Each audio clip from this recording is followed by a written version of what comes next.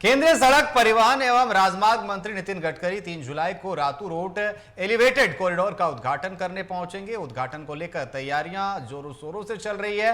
वहीं बीजेपी के सभी इकाइयों द्वारा रांची के ओटीसी ग्राउंड में एक बड़ा समारोह आयोजित किया जा रहा है, जहां से नितिन गडकरी लोगों को संबोधित करेंगे, जिसका जायजा लिया हमारे संवाददाता मोइजुद्दीन ने। एलिवेटेड कॉरिडोर के बाद हम पहुंचे हैं रातू रोड स्थित ओटीसी ग्राउंड और यहाँ केंद्रीय मंत्री नितिन गडकरी का भव्य स्वागत होगा, साथ साथ बड़ा समारोह भी आयोजित किया जाएगा।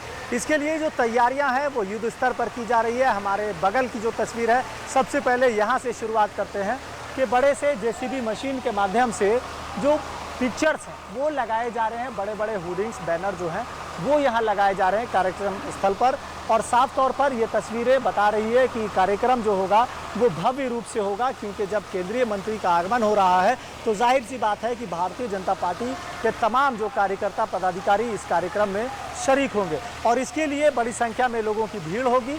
इसके लिए उनके बेहतर से बेहतर बैठने की व्यवस्था के लिए यहाँ पर करीब 10 से 12 हज़ार की संख्या में कुर्सियाँ मंगाई गई है, जो कुर्सियाँ फिलहाल यहाँ सजाई जा रही है। आगे की तस्वीर हम आपको दिखाएंगे, मंच के तरफ भी ले जाएंगे, लेकिन तमाम चीज़ों से अवगत जरूर कराएंगे कि दूसरी ओर जो एक तरह से माना जा सकता है जेसीबी के माध्यम से इस पूरे जो शेड जो बनाया जा रहा है उसको बनाने की तैयारी चल रही है। साथ साथ लोगों के बैठने की व्यवस्था, कैसे कहाँ वीआईपीज़ बैठेंगे, कैसे पदाधिकारी बैठेंगे और कौन कौन से नेता कहाँ बैठेंगे, कौन कौन से गेस्ट कहाँ बैठेंगे, इसकी तैयारियां की जा रही है।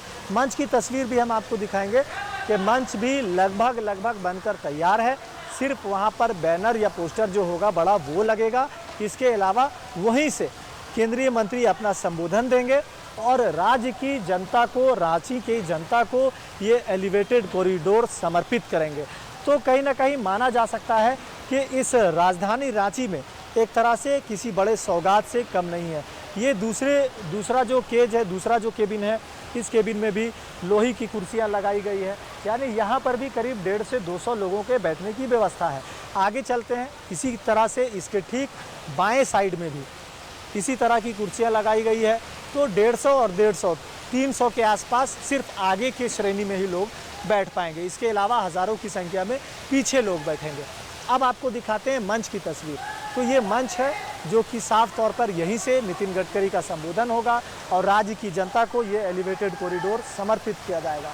तो कुल मिलाकर तमाम तस्वीरें यही बता रही है कि झारखंड की राजधानी में ये एलिवेटेड कॉरिडोर बनकर तैयार हो चुका है और कल 3 जुलाई का दिन है जब राज्य की जनता को ये फ्लाईओवर और एलिवेटेड कॉरिडोर समर्पित किया जाएगा। तो ऐसे में कयास लगाया जा सकता है या माना जा सकता है कि अब राजधानी रांची की जो रफ्तार है वो और तेज होने वाली है और इसमें एक बड़ा योगदान ये एलिवेटेड कॉरिडोर निभाने वाला है। सहयोगी सतीश के साथ मोइजुद्दीन, TV 45